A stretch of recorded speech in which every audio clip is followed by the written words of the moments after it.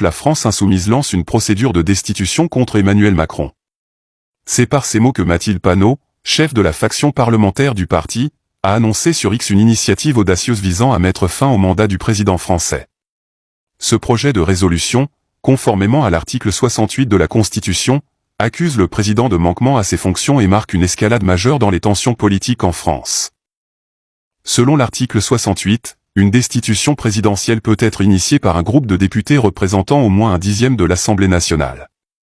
Avec ses 72 sièges, la France insoumise dispose de la force nécessaire pour introduire cette proposition. Toutefois, l'initiative doit passer plusieurs étapes institutionnelles avant de devenir effective.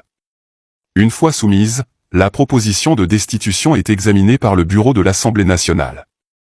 Si elle est acceptée, elle doit ensuite obtenir l'approbation de la commission législative, une tâche déjà complexe, avant d'être soumise à un vote des 2/3 des députés de l'Assemblée nationale dans un délai de 2 semaines. Le processus ne s'arrête pas là.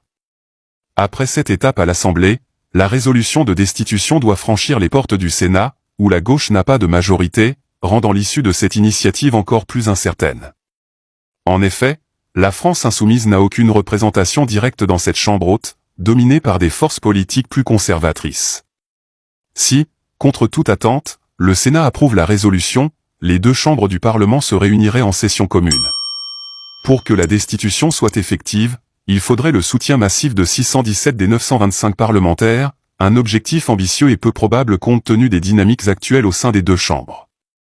Cette manœuvre politique de la France insoumise fait suite à la décision du parti de soumettre un vote de censure contre tout gouvernement qui ne serait pas dirigé par Lucie Castet.